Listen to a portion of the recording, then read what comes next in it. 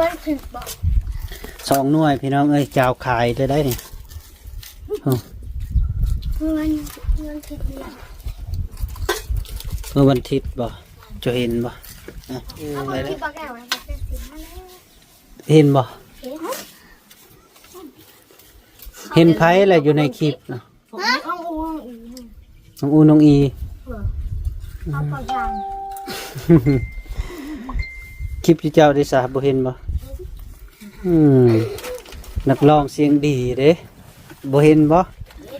เห็นเนาะคมบ่ปลาสลัดอยู่ไสนี่มันเค็มมันถึงแล้วโอ้บ่ได้หดน้ำติโอ้คุ้มอยู่แล้วน้ำมันแก่เนาะผักปลาคาราชีมงแล้วเนาะเอาคำใหญ่เด้อพี่ที่ไปคือสิแซ่บมามา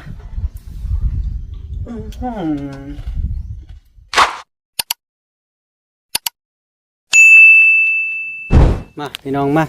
ขับตักตายสบายดีและสวัสดีเด้อสวัสดีสวงคอยคำลงแรงพี่น้องเนาะเบาแก้วกามายามน้องอึ้งน้องตันอีกแล้วครั้งนี้กาพี่น้องเนาะแล้วก็ทางเบาแก้วเบิ่งอยู่เฟซเบาแก้วเห็นน้องๆเพิ่นขอเป็นเพื่อนเนาะพี่น้องคือซีเมนได้โทรศัพท์ใหม่บ่จักเนาะพี่น้องเนาะแล้วก็เบาแก้วก็เลยดีใจน้องๆเพิ่นได้โทรศัพท์ใหม่แล้วก็เบาแก้วก็เลยมาหาอีกครั้งนี้น้องพี่น้องเนาะแล้วก็เบาแก้วก็คิดฮอดแน่น้องพี่น้องเนาะเพราะว่านับแต่สร้างเฮือนในพื้นแล้วก็เบาแก้วก็มาอยู่ครั้งนึงแล้วก็สิมาอีกครั้งนี้อีกครั้งหนึ่งครั้งนี้อีกน้องพี่น้องเนาะ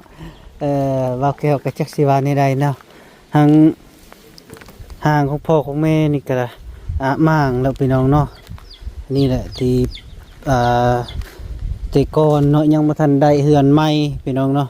ยังบ่ทันได้เฮือนใหม่แล้วก็เพิ่นก็นอนอยู่พี่เนาะพี่น้องแล้วก็เพาะเฮือนหลังนี้เพิ่นยังบ่ทันม่างพี่น้องเนาะเพราะว่าเพิ่นว่าสินอนเย็นนอนพักผ่อนเนาะนอนเย็นประมาณนั้นพี่น้องลูกที่พี่น้องเพิ่นก็ได้แล้วทางเบาไล่เพิ่นซื้อมาให้เนาะพี่น้องไปเบิ่งโตน้องเพิ่นกำลังนึ่งข้าว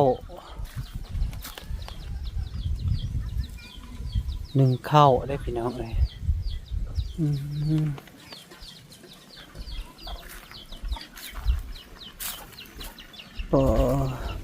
อีสังมักเล่นนี่คือแห้งแท้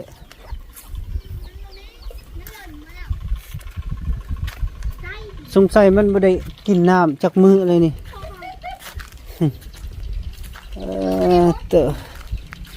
มีปักซอกปักเสริมคักอยู่แบบนี้พี่น้องเพื่อน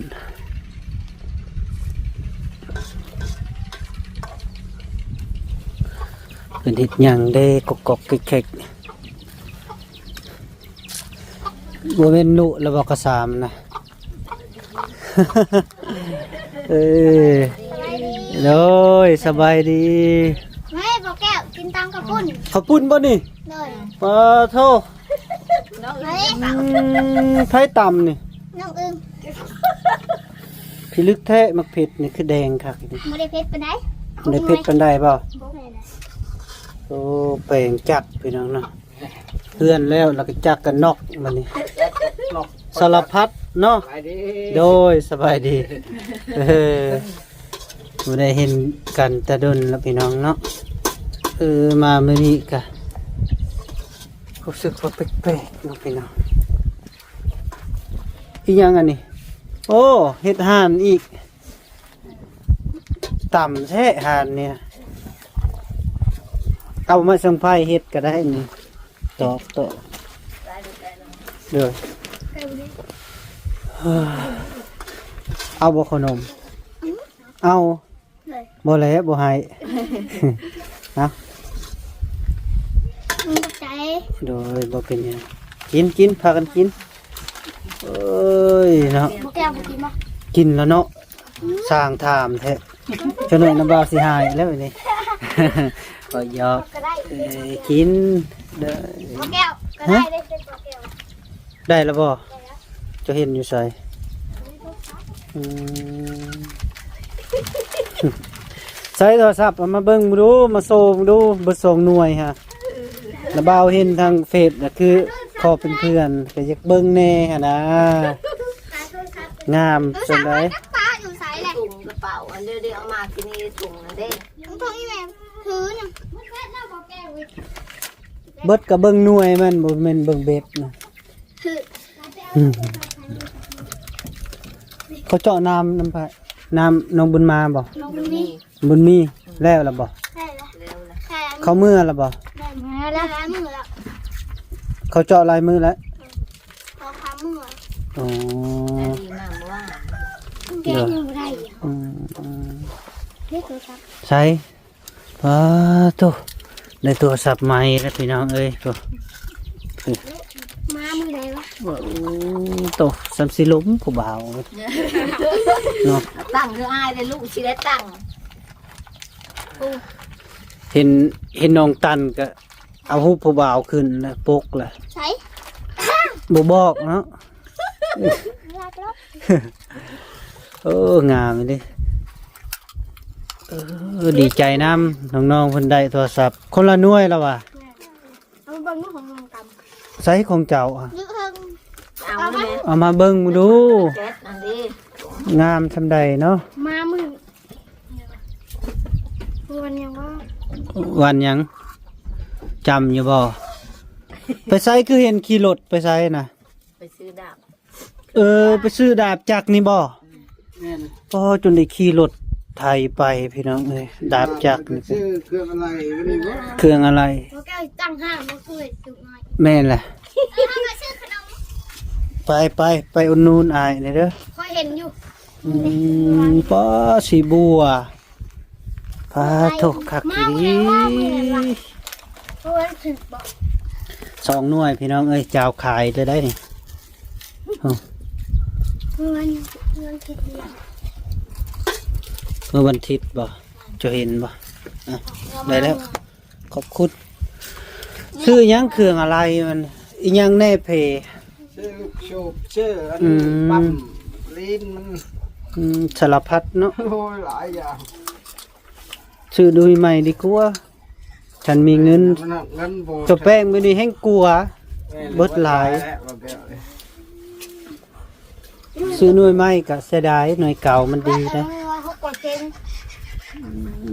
งามลิเป็ดหมอบนี่เนาะ นี่เราลองโต ยังทรงโตนี่บ่ แม่ มาเด้อพี่น้องเด้อมากินตำข้าวปุ้น กินกันทุกคน ข้าวปุ้นข้าวโจนนั่นแหละเอาคนคิดบอกแก้ว เห็นบ่ เห็น เห็นไผอะไรอยู่ในคลิปนะ ห้องอูห้องอี น้องอูน้องอี เอาปลาจาง คลิปที่เจ้าได้สาบ่เห็นบ่นักร้องเสียงดีเด้บ่เห็นบ่ เห็นเนี่ย เห็นเนาะ นี่บอกแก้วลงนี่ก็ได้ นักร้องนี่บ่ อ๋อเปิดแบนแล้วให้เซ็นเนี่ยวะเปิดเซ็น ค่อยว่าแล้วนะผู้บ่าวต้องจะมีแล้วเสร็จนะ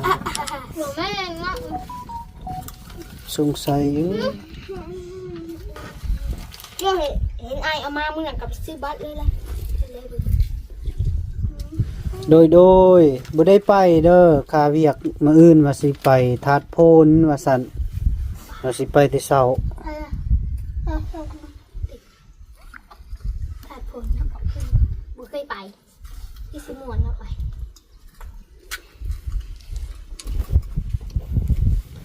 ไปคือยาเลยกินนะไหม ไม่บอกแก้วบอกแก้วว่าจะกินจะเห็นไหมนะบอกกินเยอะ อึงไปเอาอันนะคาตังไอ้เนี่ย เอาตั้ง ขาตั้งดูเลย ตั้ง สิกินข้าวปุ้น ชิมยืด สิมือน้องอึงฝนตกกี่นี่บ่ได้ไปการเครียดบ่ ไป จะสิได้หลายเนาะ ไม่ร้ายไปไหนคนหลายคน ตาก็ไปอยู่ปุ่นก็ได้หลายเติบอยู่ได้ อ้าวพ่อกินแล้วบ่กินแล้วบ่ข้าวปุ้นเจ้านะ กินเลยแหละ ตัวเมาเตจักนี่บ่ได้กินได้ยำเลย ยา ค่ะ เลยล่ะลูกเอ้ย บอกแก้ว อย่านะว่า เอาปลาอื่นมากินแล้ว โอเค พี่น้องไป กินข้าวโจรบัดนี้ กินตำข้าวปุ้นเด้อพี่น้องเด้อมาก็สบายดีเด้อพ่อแม่พี่น้องเด้อ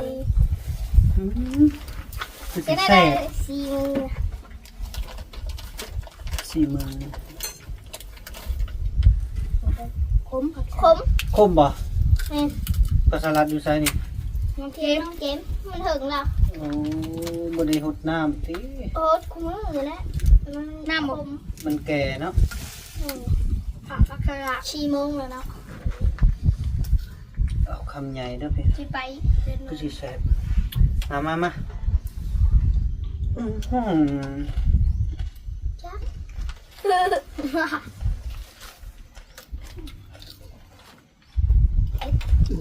โอ้ขมมีรอเนาะ ขม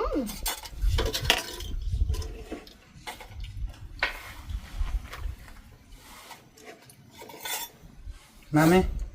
อยู่นะกินแล้ว ตำลายเลยเนาะ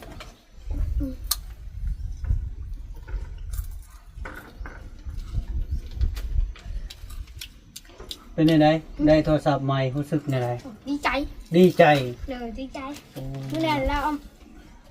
ามาให้ไปซื้อบัตรดูแล้วยังเบิ่ง เรามาให้ฮอตพี่ป่ะ แม่นแหละซิมเราก็ซื้อให้แต่บ่มีเงินเนาะเขาชื่อชาวบ้านบัตรก็บ่ไว้เลย อืม บ่มีเงินเมื่อเอาเทไปย่านพี่ไปซากพอแล้ว บอกยานนี่ดีเลยภาษา จำอยู่ จะเป็นยังไงกับภาษา น้องตาลยังเด็กๆผีมาตำลังแล้วทิ้งจะเราจะตายญาติหรือญาติภาษามาเลย อืม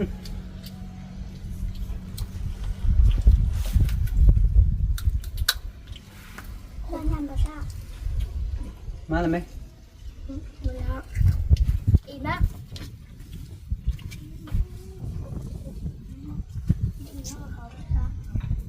เบิ้นเข้าโรงเรียนป่ะไปโรงเรียนป่ะ บอเขาไปแล้วไม่ได้ไป คือบุไป บออันนั้นปิดเทอมแล้วเขาเริ่มปิดเทอมเลยก็ไม่ได้เข้า อืม เดือนหนาวเขาก็คือเก้าน้องบ่ได้ไรกันเลยเขาไปจะขึ้นห้องกันนี่นี่ก็บอกว่าเลยแต่ก็ได้ห้าหมดไปแล้วเขาลินนั่นเขาก็มันเขาเป็นเชียร์ลิน6%เขา ไปตลาดนะกุจานป่ะ แม่น ม่วนป่ะ เอาหมด นวลในตากแดด เฮ้ยบอกแก้วไปอยู่เพื่อนอยู่สักพักเห็นบอกแก้วอยู่ในดอนทงนาเลย ว่าจะบ่เห็นคนมีแก่จะบ่ยินบ่ อ้าวเห็นนั่นแหละถามบอกแก้วมาซะไปเลย โอ้ขี่รถไวเนาะ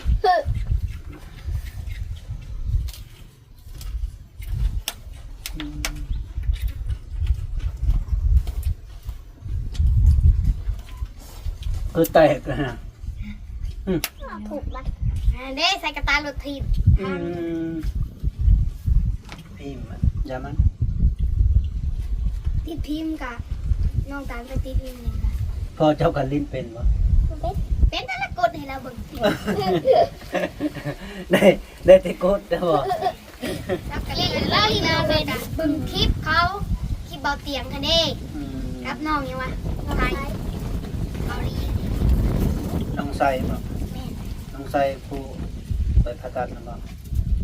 จังไรมันใช้บ้านอันนั้นนะเด้เข้ม โอ้ แบบ นี่ อัน แหละ นั้นเข้มอู้เด้แต่ว่าเป็นดัก โอ้ ลงบนเตียงไปถ่ายแล้วร้องเพลงพอดีจากบอกไปบอกแก้วเคยไปถ่ายวะ นมเคยไป เบิ่งคลิปอันนั้นแหละเขาก็เบิ่งน้องกันเขาก็เลือนแล้วอยู่เดี๋ยวก็ไม่ได้เบิ่งคลิปตอนเช้าตอนค่ำอะไรก็มือแรงกับพ่อตอนเช้าน้องอึ้ง โอ้เปลี่ยนกันเบิ่ง แม่ แบตไม่ได้มืดไว้วันนี้ยังบนลงมาหาซิปจับบนลงมาหาซิปดับเครื่องเลยอ้าวตอนเช้าให้เรือเช้า6เป็นจะมองจากมือมันแบตมืดแล้วว่าห้าจะให้เจ้าเบิ่งนี่มันทุกจักนี่ทุกจักจะมอง อ้าวคือปิดเครื่อง ปิดได้ถ้าปิดได้ บ่ปิดเครื่องกันเบ็ดสิเบิดมีแต่ปิดเน็ตหันบ่ปิดเครื่อง ปิดเขาใส่รหัสได้บุจักหัดโมงแล้วเลยบุได้จัก4 โมงเดี๋ยวนี้นะ อ้าวนี่เด็ก 17 โมงกับ5 โมงไป แม่นอ้าว17วันนี้เนาะเน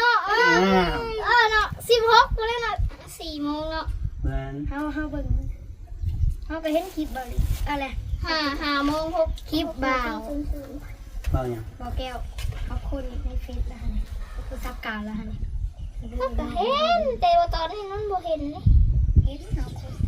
เห็นเพชรแล้วเปิดก่อน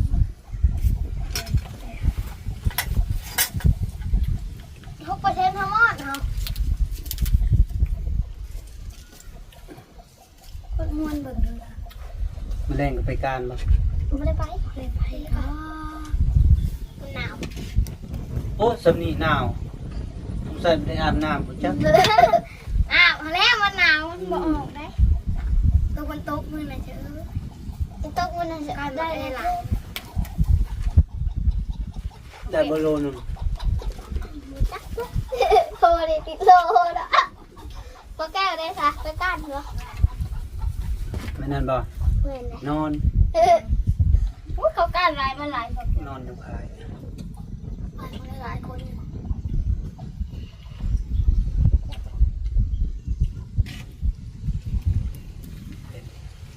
เฮ็ดเอากินในห้องเฮ็ด มันยังไง ปลา น้ำปลามาซิ พยายามเอามาเอาทางหลังน้ำปลา น้ำปลา น้ำปลาคือว่าตัววารีไปสัมภาษณ์อะไรเด้ไซ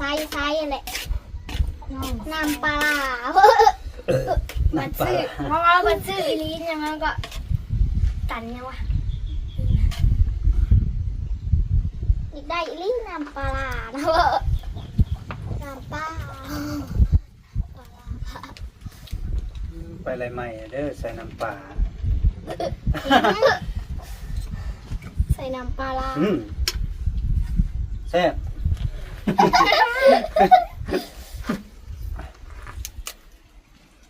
มาแม่กินกัน กินอีก กินแล้วกินอีก กินเรื่อยๆไปบด เป็นอะไรอย่างนี้นะ เป็นหยัง บ้า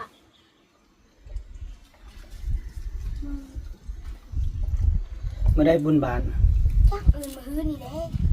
อื่นมือนี่เลย อืม นี่อ้าวเขาว้าวใดบ่มาบ่ขายเครื่อง อืมด่าน ย่านเดียวย่านพาชาเขาก็ยังย่านได้คือรถถีบมื้อน่ะลากอีกดังเจ้าเมื่อยเยอะย่านแม่ว่านี่กระทางเนาะยับมาลีย่านจังปาชา ก็สองคนบ่ย่านคนเดียว เดียวก็ย่านสองคนยังย่านได้ จะเอ๋ว้าวเลยนะยันปะรถเลยนะ พลังเขาเลยดิเบิ่งเงินนั่นได้เนาะเบิ่งเงินคือไปซื้อบัตรเด้เนาะไปซื้อบัตรเลยกินกันแล้วเราผัดไม่ได้กินใช่ย่านพิซซ่าอะไรตั้งทีนะแค่คอยหนึ่งเอ็กซิ่งแล้วกันแล้วแต่แค่กินก้อนเดียว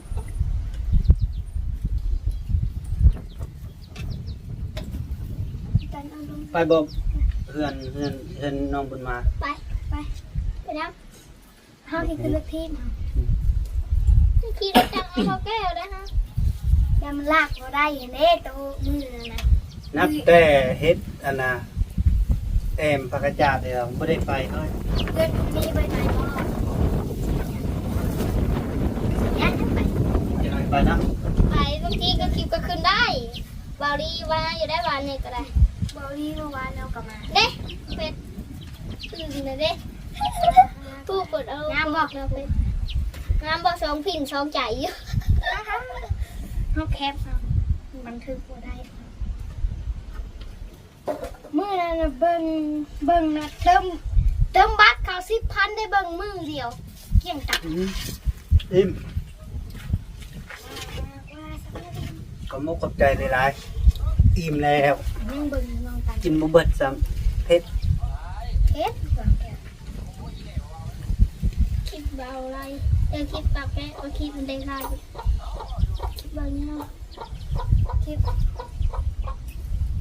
เขาก็มีเขาบ่ได้ชูเบิ่ง บ่